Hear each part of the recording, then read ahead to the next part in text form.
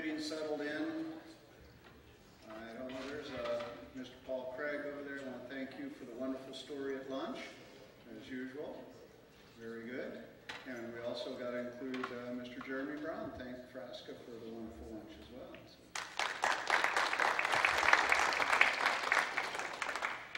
So now that you're all stuffed and want to take a nap, we're going to put on our institutional workshop for this year.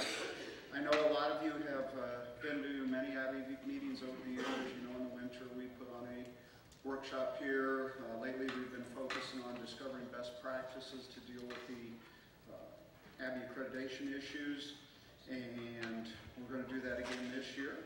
So, as you see today, before we can understand what best practices to use, we ask ourselves what went wrong along the way. And thanks to Cece and Vic, they've done a compilation of all the recommendations that were discovered from February 09 through July 2012. So that's about 3.5 years of visits. And you see the lineup there, the areas that were being discovered by the visiting teams and coming back as reports as recommendations, which is the most severe level, of course. And so you kind of see the rundown of the list there. Obviously today's safety culture at the top is our one that we're going to focus on. Number one was program educational objectives. We have dealt with that already. There's been rewording in the criteria to help address that. And I'm pushing the clicker, there it is. Number 2 and 3 we did last year. For those of you who were here last year, we addressed culminating experiences and assessments. So again, the presenters that we had last year, I thank you if you're in the audience. So this year, we're jumping to number 5. We're going for aviation safety and culture, or aviation safety culture and programs, which is addressed in AABI criteria 2.8, 3.8, 4.8. All of the wording in those 3 criteria are the same, whether it's, for those of you who are familiar, the 2 series is associate programs, the 3 series is baccalaureate programs, and now the 4 series is our graduate programs.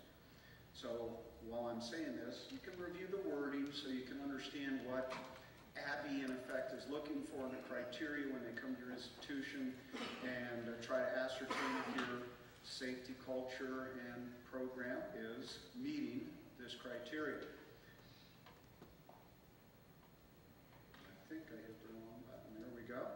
We have 3 wonderful panelists that volunteered to come and help us out. Mr. Drew Smith from Kansas State, Ms. Carrie Shank from Arizona State, and Mr. Tony Minetti from University of Central Missouri.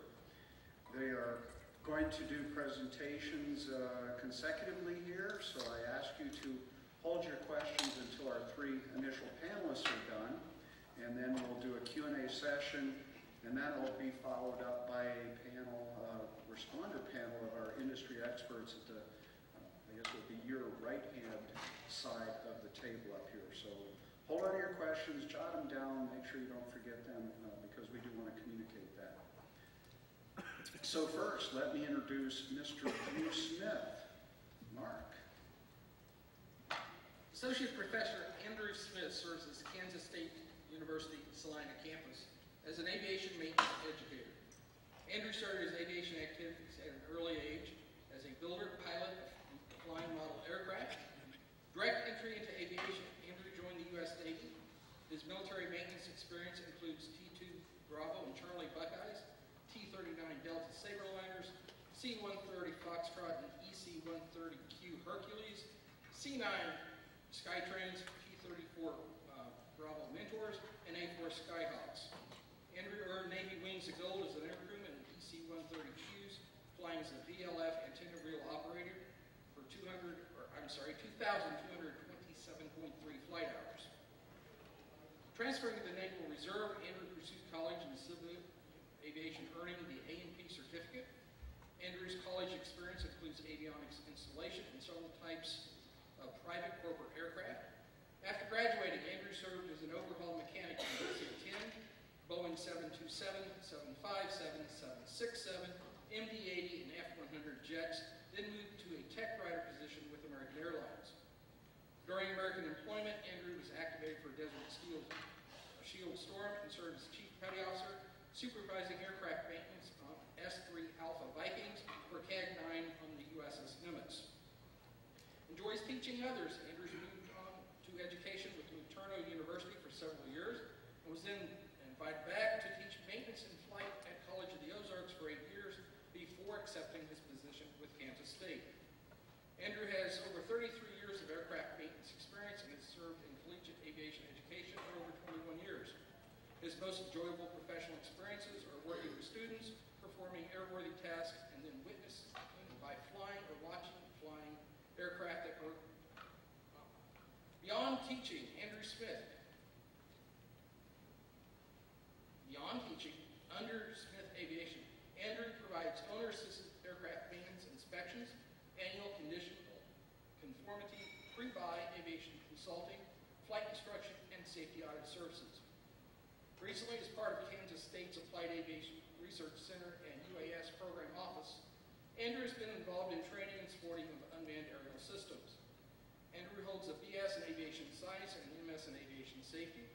Andrew also holds the FAIA as a designated mechanic examiner, a commercial pilot, 2010 flight hours, and a certified flight instructor, 1,053 dual hours given.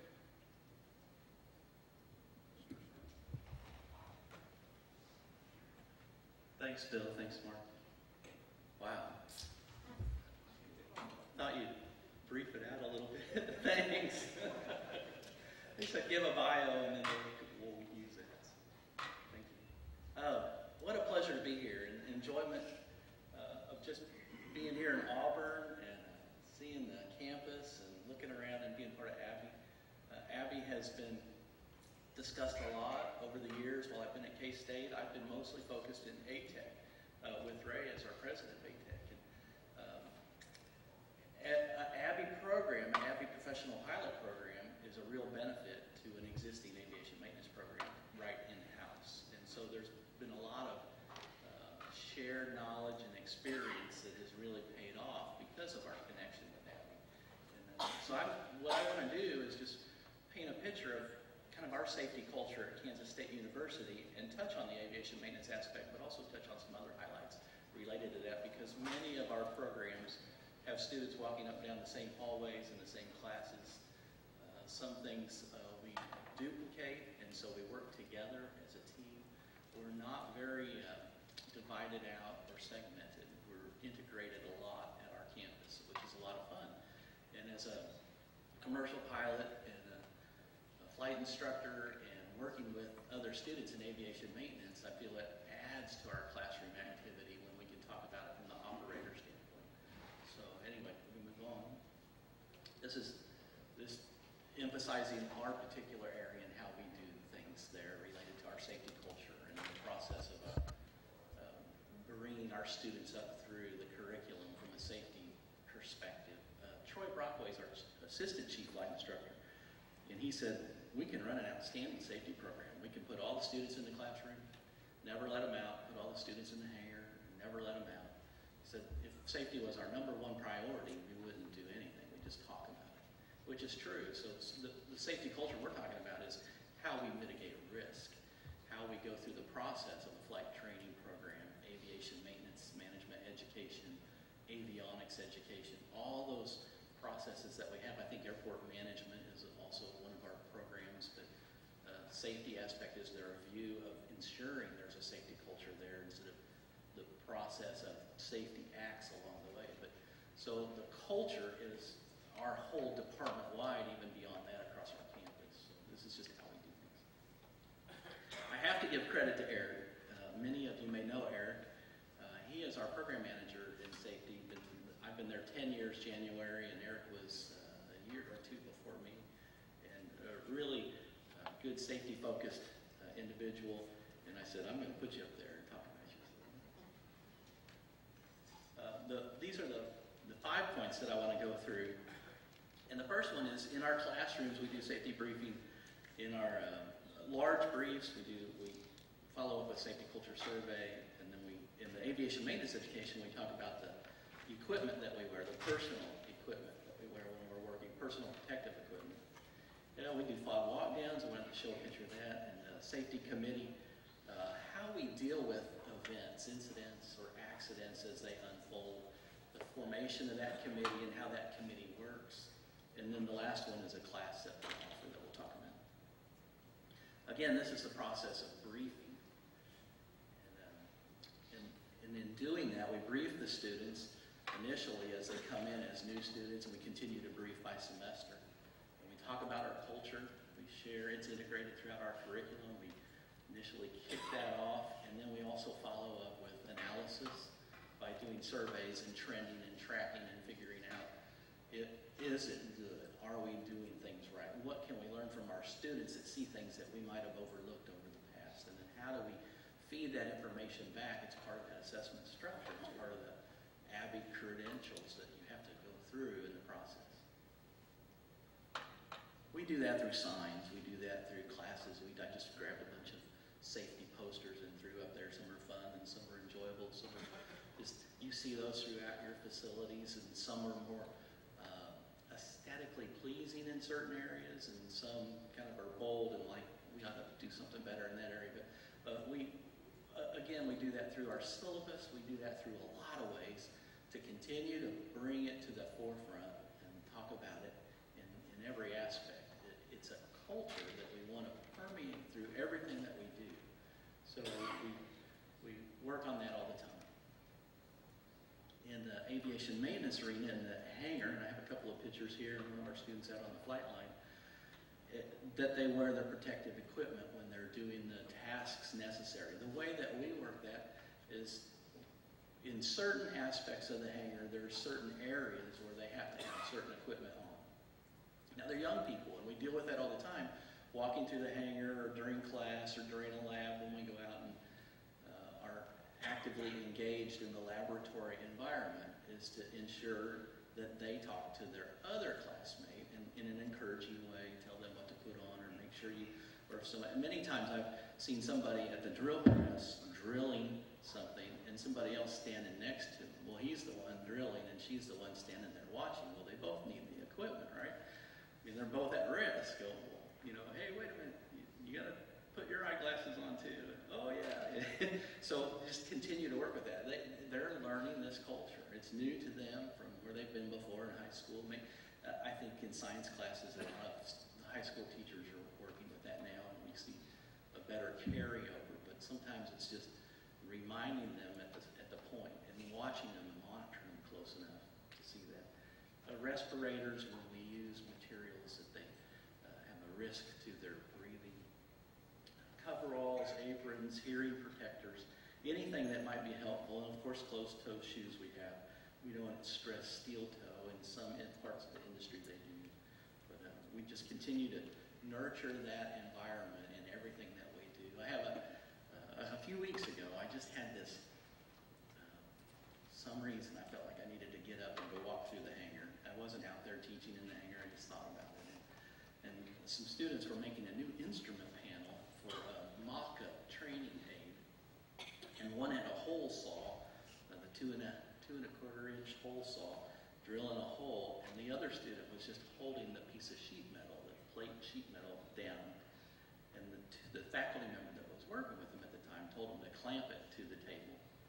So I just as I walked up, they were, you know, moving, and they had protective equipment on, they had hearing protection, eye protection, everything.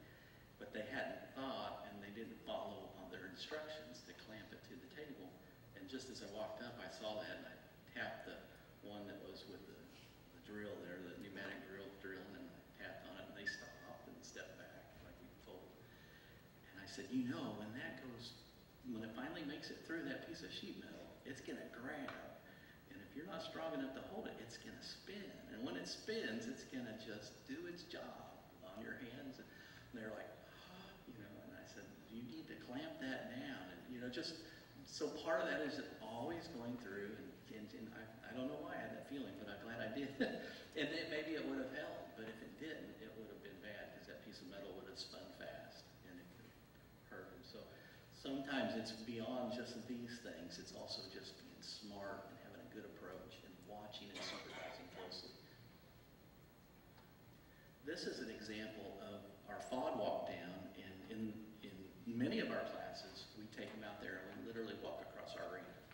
And our ramp is aging, but you know, just a normal process. You'll see things that you blow across, or there's things to do. I remember this from lots of Navy experience, and it's amazing what they find and bring in.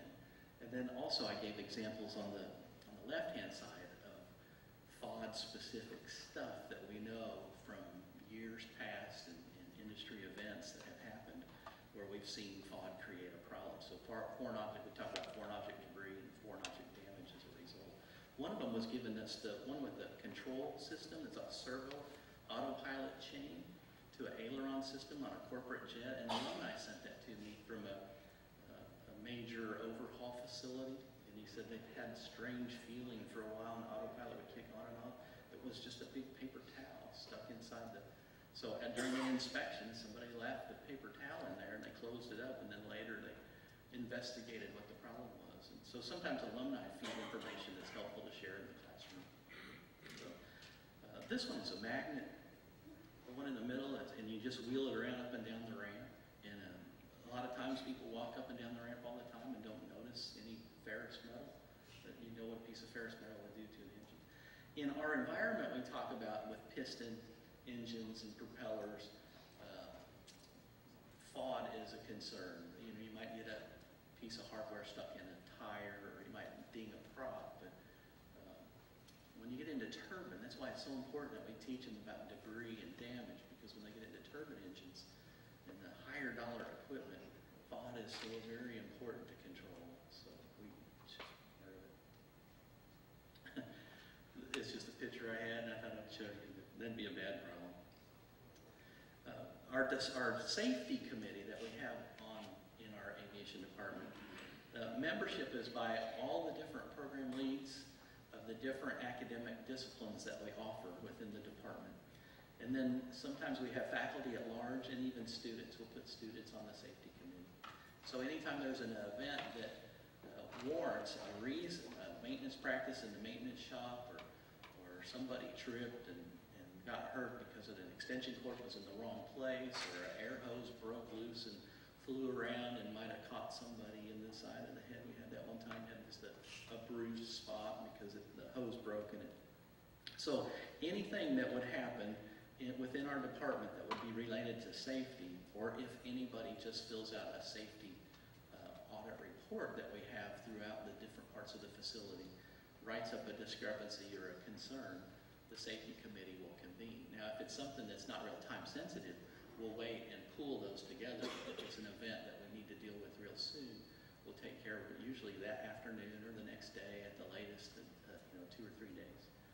And then we'll walk through that with no intent for punitive, just a way to mitigate that from happening again. A way to figure out what took place, what were all the variables, and then how we can prevent that from happening again. And we track that, and we continue to see how many occurrences that we have, and then how that changes related to the different area programs. And then this is the one I really want to speak about. Tony, can you give me that microphone? I'm on. Yes, sir.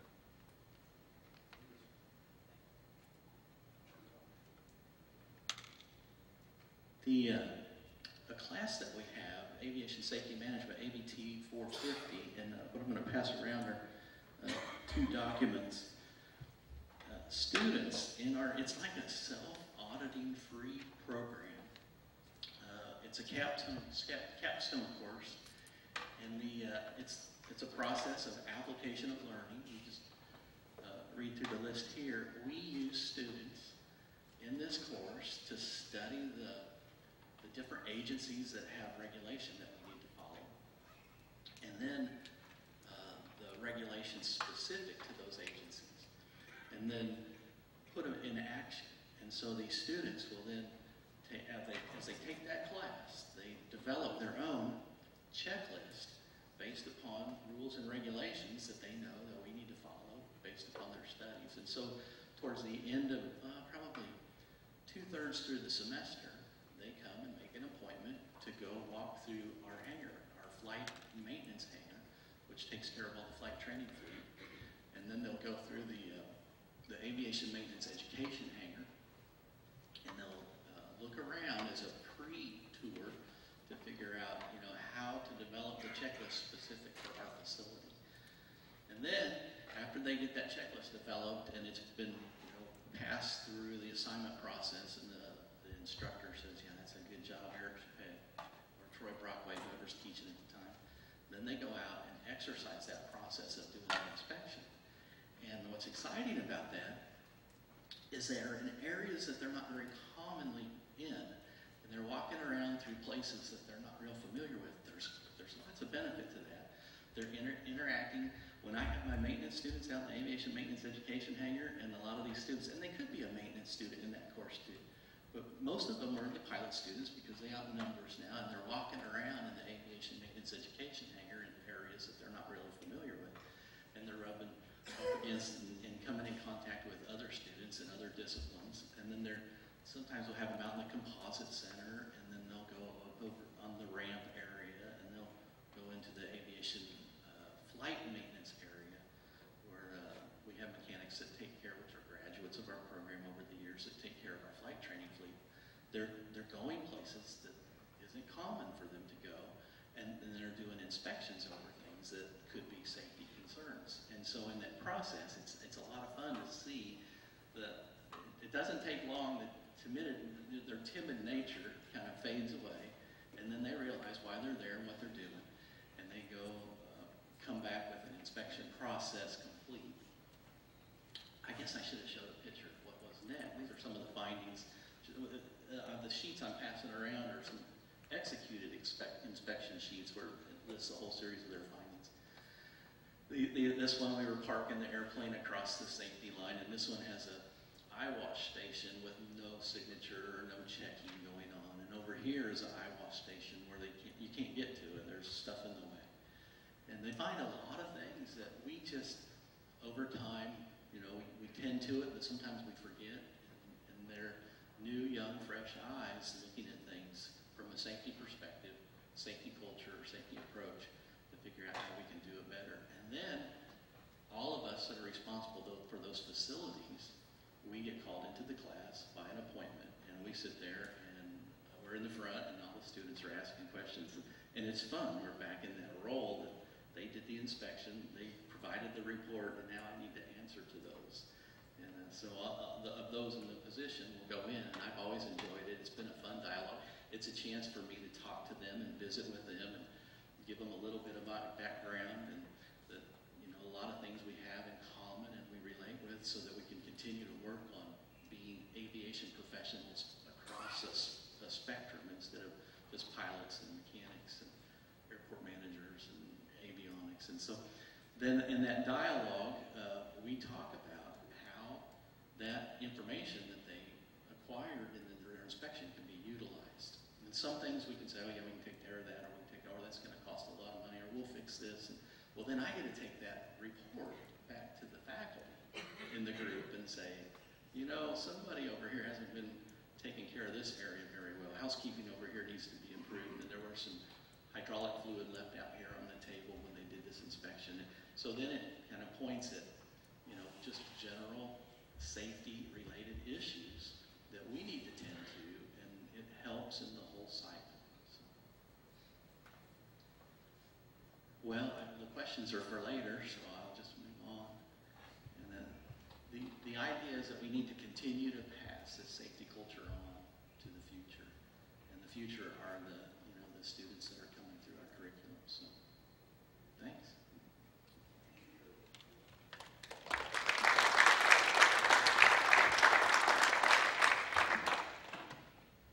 And you're passing a little clicker on to our next presenter, Ms. Carrie Shank from Arizona State University.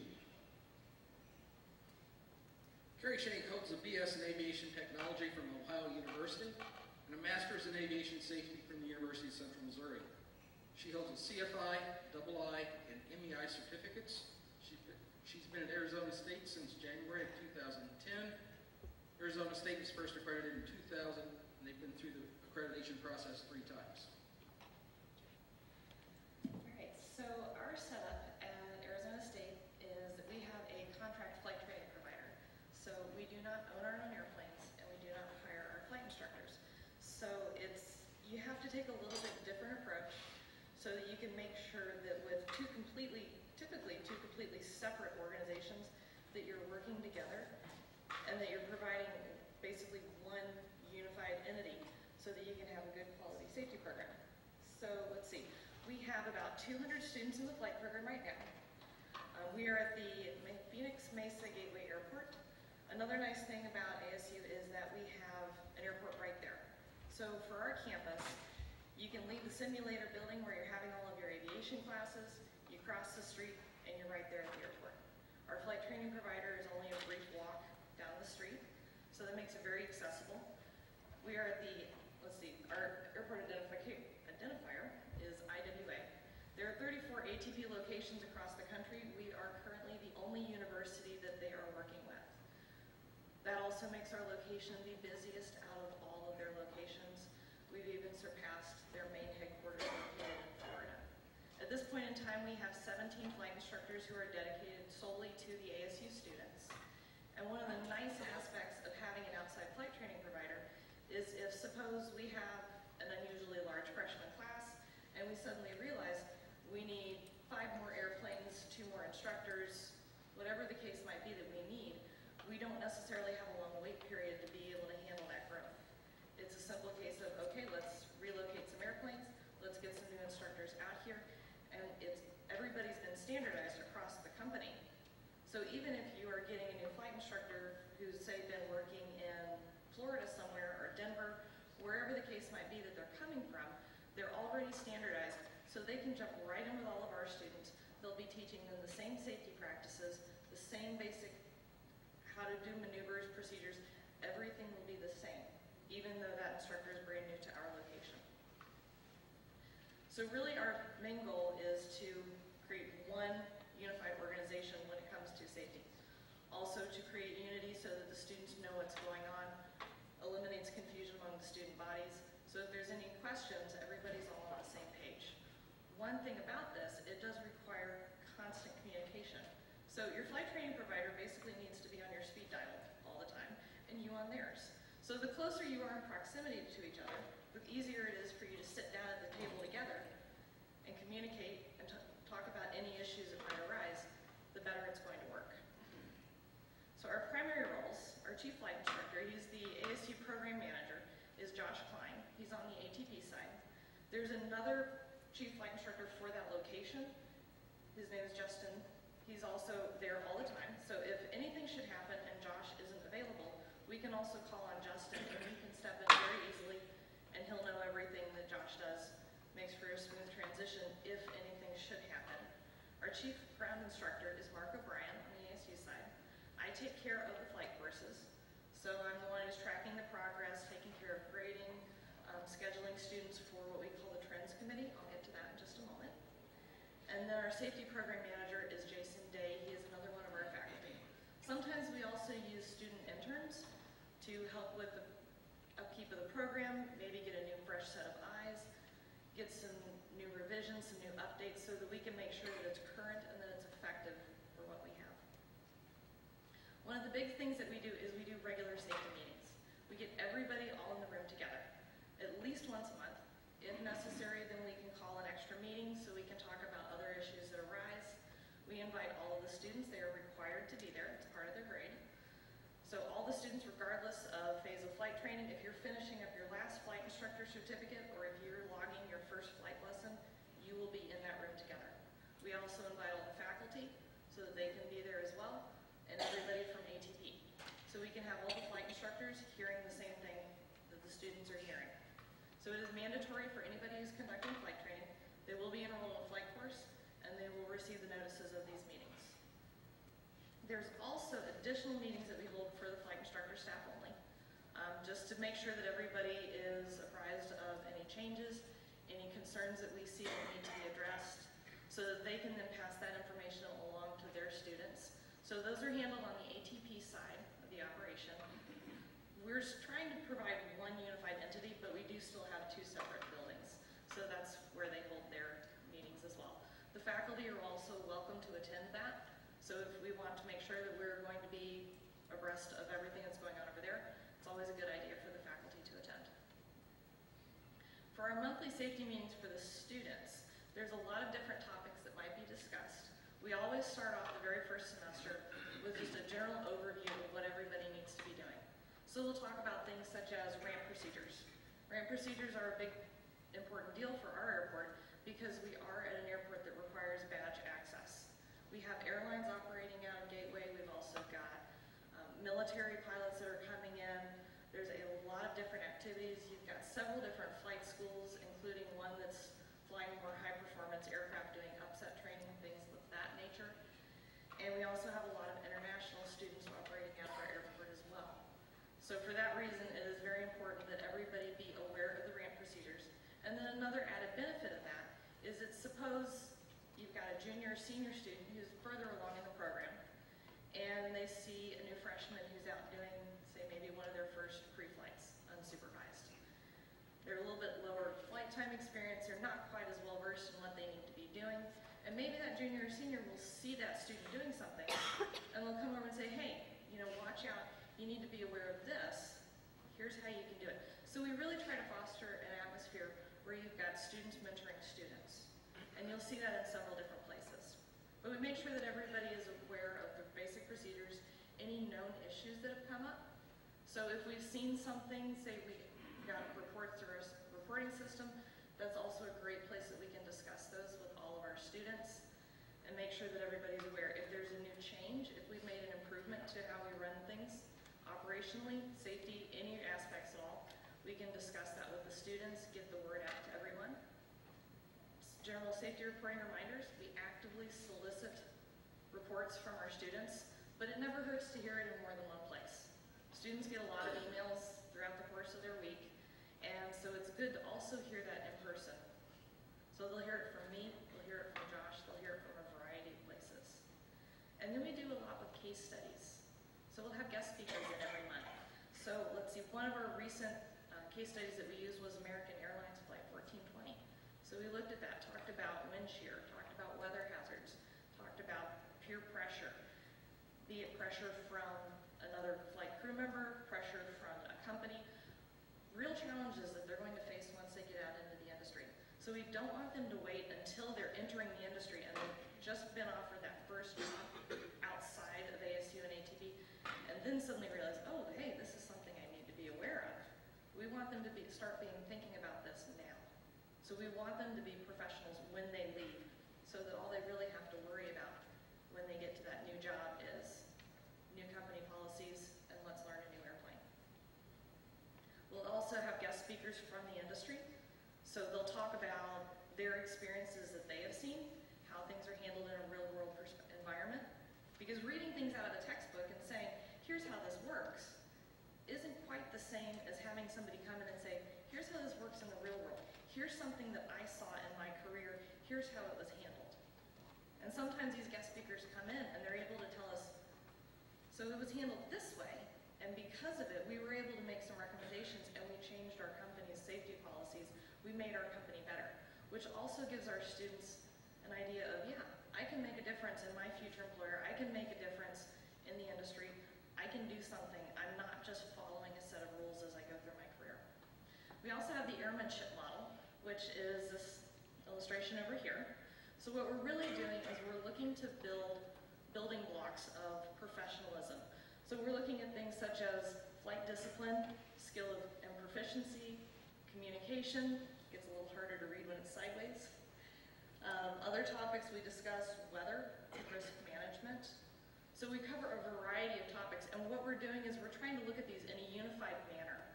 Instead of moving from one subject to the next, we're really trying to put it all together so it incorporates into a full picture of what does this safe, professional member of the aviation community look like. So that when they get there, it's not putting things to practice for the first time. It's just a continuation of doing what they've been doing when they were still in school. Our safety program manager will also sometimes provide topic selections. So one of our most recent topic selections was over-reliance on technology. As we're starting to see more and more glass cockpits in the training environment, instead of it just being the thing that you would see once you finally got into your career, one of the problems that we see now is people relying too much on the technology. You sit a student down in front of a Garmin G1000 and you show them everything it can do, and they're blown away by it. It does all these fantastic things that they couldn't do before. And so there's this strong temptation to just rely on it. Well, my Garmin 430, it shows me other traffic, therefore I don't need to scan for traffic. I have an avionics suite that has weather information on it, so I don't need to worry about flight planning as much. So we'll talk about topics like that so that we can make sure that we're raising people who are going to be non-complacent. We want them to always be active. Don't just sit back and take a back seat to the technology. So those are just some of the topics that we might discuss through the course of our safety meetings. We also run weekly classes. So on the weeks that we're not running the large group meetings, we have additional classes so that we're not just putting students in a classroom and saying, here's your ground school. We're going to talk about ADM, risk management, physiology. Okay, now we're done. These need to be topics that are discussed ongoing. So we don't want them to ever fall into the back seat and just be that bit of information that's tucked away in the back of their mind somewhere that they'll dig out when it's time to take a test or a check ride. So we keep on reviewing these topics, discussing them. We'll use scenarios, real life. We'll look at accident reports, things of that nature. I've even seen students who've used things from, say, even TV shows that involved aviation, where they were recounting actual situations that occurred, like United Flight 232. That was a fabulous example. So we could pull that up in class and we could show the students, because with the current age of our students, they might not be as familiar with that particular accident. So we can give them a brief overview and say, here's what happened, so let's talk about it. Let's talk about the decision making. Let's talk about the crew resource management that went on there. And then after each class, there's a weekly assessment that they have to take. So at the start of the class, they're getting objectives, they're learning the material, and then there's a quiz that they take at the end so that we can see, are they learning this material? Is it sinking in? Do we need to readdress some topics? So that if there's something where we see students are struggling, then we've got a clear indicator and we know this is something we need to focus on. So maybe we need to focus on weather hazards. Students in Arizona might not be as familiar with cold weather operations. So maybe we can look at those scores and we can see, yes, we need to spend more time on this. So now we've got a clear indicator of what do we do from here so that we're providing the greatest benefit from our students, or for our students. If you are absent from one of these classes, the students need to review the material, so they'll contact me and say, hey, I missed class. So we'll get them the materials. They can sit down with an aviation tutor. They can go over it one-on-one to make sure that they understand it. And then they'll come in and they'll take the quiz. Now, one of the things that I do in the flight classes is if you get a quiz back and it's not a perfect score, my goal is I want you to learn the information because it's going to make you a safer pilot in the long run. So we'll allow students to work with the tutors and correct their quizzes so that they can earn points back. So it creates a nice little incentive for them to go take that extra time out of their day to correct their work. We use a lot of students leading students. So the weekly classes is a primary example of this. So the people who are coming in and teaching these sessions are actually students who are working on their flight instructor certificates. So it's also providing an educational benefit because we're helping them develop as flight instructors, but we're also creating this mentoring atmosphere. The Instrument Ground School is another place where we do this. So we'll have the students who are working on Instrument Instructor Ground School coming in, mentoring the students who are working on their instrument rating, which is what we have in the pictures up here. So it's basically getting one-on-one tutoring even within the class structure. So as they're passing on their aviation knowledge, they're not just passing along information about how to fly an instrument approach, how to navigate under IFR conditions. They're also passing along how to do it safely. So in those lessons, they're also working in, here's what we do, here's how we do it in order to be safe. The safety reporting that I mentioned earlier, each student through the ATP website has a login. So they can go and they can monitor a lot of different items, such as their schedule, their student accounts, their availability for flying, and also they have access to some various documents right here. So they have the risk assessment form. So we've created a safety reporting form. We modeled it off of the NASA reporting system. So that we figured it works well for them. So they've got a good thing. So let's just work with that. and then we'll modify it, tailor it to what we're doing. So it's tailored to more of a flight instruction, low-time pilot. It's very open-ended so that they can provide their account of what happened easily, makes it low work so that they're more likely to fill it out, and then we can take the recommendations, take the issues that they report. Students are also encouraged, if you see something and you have an idea, hey, we could do this better by doing this, we want to know that. So the students are also able to report their recommendations, not just the issues that they see. Because as we all know, a lot of the time, the best recommendations on how to fix a safety-related issue will come from those people who are on the front lines. They also have access to the Arizona State Safety Program Systems Manual. So if they have any questions about, I just saw this, who do I report it to? They know exactly who to go to. They know if the first call they need to make, if it needs to go to dispatch, if it needs to go to Josh, if it needs to go to somebody on the ASU side, be it myself or anybody else. So they've got that access easily accessible to them. All that information is right there. And it's available to them no matter where they are. Because all of our students are also using iPads. So they can get this through the iPad. Even if they're sitting at another airport and they've just had, say, a flat tire, they can pull all this information up on their iPads and they know exactly what to do just in case they forget. The ATP safety procedures and practices are also available to them through their internet. So all of that information is there, it's easily accessible. They can also make reports directly to the safety program manager. And in regards to the safety reporting form itself, not only do students have access to it through their website, but we also select a random batch of students from each day's flight. And we just kind of push out a reminder of, hey, go online, take a minute, report what you see. So sometimes we'll get reports back that say what a student saw, and then we can immediately work to fix it.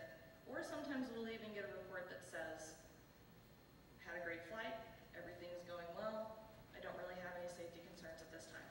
Which also provides a nice validation of what we're doing is working and that it is effective. We have something called the Trends Meeting. So our Trends Committee is comprised of both members of ASU and ATP. So it's typically a selection of the faculty and also the chief flight instructor. And what we do is we use that as a mechanism so that we can get a student, ATP, and ASU all sitting at the table to discuss things at the same time. So suppose if we hear a student is talking about rolling an airplane, obviously we would all be very concerned about that. 172s were not meant for inverted flight. So what we can do is we can call that student in and we can talk and we can get to the bottom of it and see, okay, what happened? And that was something that actually occurred, was we had a student saying, hey, yeah, I was showing my instructor how to roll a 172. So we immediately got together and we were able to sit down with that student, and it turned out that it was just a conversation about theoretically, what if you did this? So in that case, it turned out to be something much more mild than what we had originally thought. But we were able to talk with that student, and we were able to talk to them about, here's why we don't exceed the limitations of the aircraft. And also, here's why we don't want to encourage that kind of conversation at our airport. Because what we heard was roll to 172, but what if that was also something that a new freshman had heard? So it gives us an opportunity to sit down one-on-one, talk with people, and then, if need be, we can take further action from there. So if we've discovered a problem that we needed to address with everybody, then we could get everybody together at those large group meetings, and we could talk about, here's what we've discovered, here's what we're doing about it. So if there's anything that comes up from these meetings, we also have the ability to address it to the entire flight student body. We conduct these weekly so that we can stay on top of everything. If necessary, we could call an emergency meeting as well. But typically, we only require them weekly. We also hold regular meetings between ASU and ATP. If you don't have constant communication, it will fall apart. So we get together with ATP, we talk about what do we see that's going well, what do we see that we need to work on, here's the issues that have arisen, and it gives us a chance to hash everything out and leave that meeting with a plan of attack. So that every semester we're becoming more efficient, we're becoming safer, we're becoming better. One thing that I would say that everybody would need to be aware of is if for some reason you should happen to change your flight training provider, you need to have a plan of attack in place one flight training provider, all their business wrapped up, getting the new flight training provider going, that safety doesn't fall into the back seat. It is a very busy time. We went through that fairly recently, within the last few years. And you have to make sure that we're not just worrying about new procedures and new airplanes and a new address for where students go for their flight training, but also that the safety doesn't fall into the back seat. And you have to have that plan of attack in place long before you ever start enrolling students in the programs with the new flight training provider. Something else that we also do, I don't have it up here, is we do regular observation flights. So what better way for the faculty to stay in touch with what's going on than actually get in an airplane with the students and see what's happening. So every semester, there are faculty who are riding along in the back seat, observing what's going on, so we can see firsthand, here's what the issues are, or yes, we're doing a good job. It also provides us with better awareness of how things are going just in general, so that when a student comes in and says, hey, here's what I'm seeing, we're not necessarily just having to take their word for it and make a bunch of phone calls to try and verify whether or not that is the way daily operations are run, but we also have that firsthand knowledge. So it keeps us involved with what's going on a day-to-day basis as well. But we use these meetings to discuss general performance, any concerns that have come up. But if I had to sum up basically everything that I say today, it would be the last point. We have to have open communication. You have to have ongoing communication. You can't have only one half of the picture involved in safety. You can't have just your flight training provider or just the university being concerned with safety and trying to run a safety program, because you cannot force your safety practices on another company. So that also means you have to have strong goal agreement. If only one group is concerned about having a safe flight operation, say if only ATP were concerned about it because it's their airplane and their bottom dollar at the end of the day, but ASU was not, then it wouldn't work. It would fall apart very rapidly. So we have to make sure that we constantly are in goal agreement, that we're both working just as hard to make sure that we're having a safe, productive flight school for our students. Thank you very much. Thank you, Tara.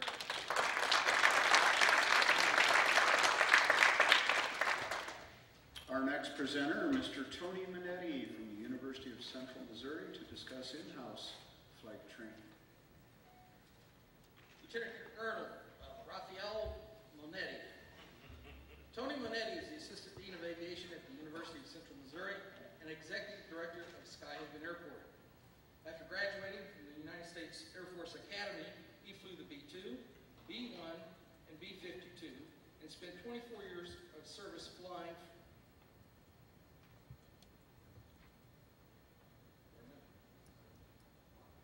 After 24 years of service, flew for the airlines as a 757 pilot with over 4,000 hours of flying time. He is a combat pilot of Operations Desert Storm and Allied Force. He served as Director of Operations, Director of Training, and Chief of Safety at Whiteman Air Force Base.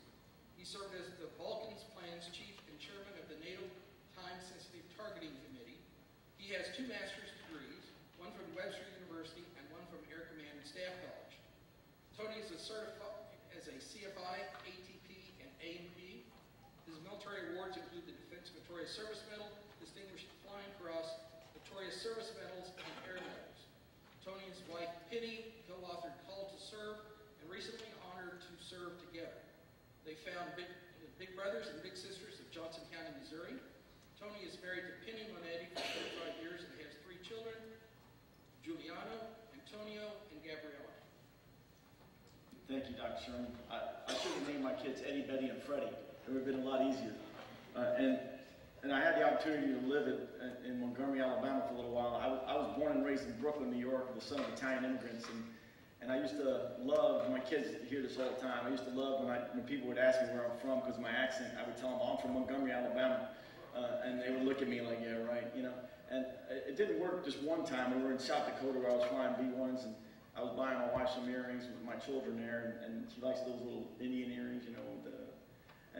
So I give the lady money. She gives me a change back, and I go, thank you, ma'am. She goes, wow, you're so kind. You must be from the South. I go, yes, ma'am. I'm from Montgomery, Alabama.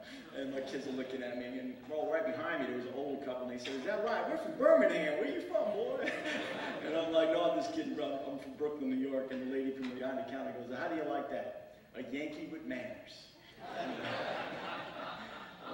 I love hearing Guy speak, because just the other day Guy said, when AABI comes out to university or wherever you're at, just show them what you got, and that's what we decided to do, is the approach that we did when we wanted to share our safety program with you. We're going to show you what we got, and hopefully maybe you can learn something and we can learn from you.